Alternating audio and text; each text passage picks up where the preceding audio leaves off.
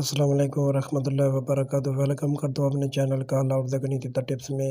آج میں آپ کی خدمت میں بہت زبردست ویڈیو لایا ہوں۔ ویڈیو مکمل واچ کرنا، ویڈیو کو سکپ نہ کرنا تاکہ انشاءاللہ آپ کو فائدہ ہو۔ جن بھائیوں کی تیتر گرم ہے، گرم ہونے کی وجہ سے بلائی نہیں کر رہے یا مستی توڑ گئے ہیں، ان کو مستی بحال کرنے کے لیے بہت زبردست ویڈیو لایا ہوں۔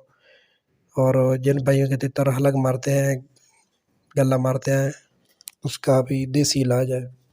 انشاءاللہ اس ویڈیو میں آپ کو یہ تمام چیزیں ملیں گی، ویڈیو مکمل واچ کرنا۔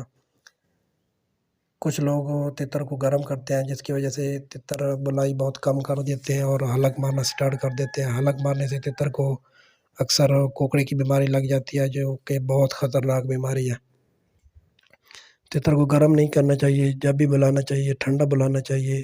تو ٹھنڈا کرنے کے لیے اور مستی بحال کرنے کے لیے نسخہ نوٹ فرما لیں۔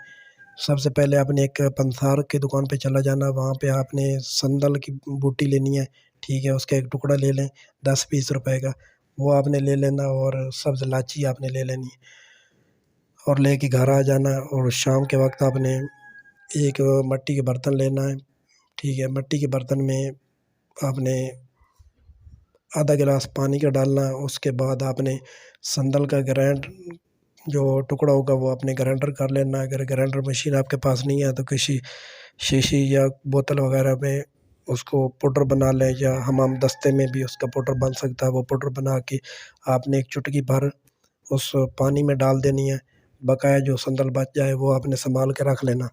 اس کے بعد آپ نے سبز لاچی جو ہوگی اس کو توڑ کے اس پانی میں ڈال دینا، اس کا جو بلیک کلر کے یا کالا کلر کے جو بیج ہوتا ہے وہ بھی آپ نے اس میں پانی میں ڈال دینا۔ رات بھر پانی پڑا رہے، صبح اس کو 9-10 بجے آپ نے اچھی طرح ہلانا۔ ہلانے کے بعد آدھی کاپی اپنے تیتر کو دے دینی ہے۔ انشاءاللہ آپ کا تیتر مستی بھی کرے گا، بلائی بھی زیادہ کرے گا، جتنا آپ نے سوچا بھی نہیں ہوگا۔ یہ آپ نسخہ 1-2 دن دیں، انشاءاللہ آپ کا تیتر مستی بحال کر دے گا۔ اور جن کے تیتر حلق مارتے ہیں وہ بھی یہ دیں، انشاءاللہ تیتر آپ کا حلق مارنا بند کر دے گا۔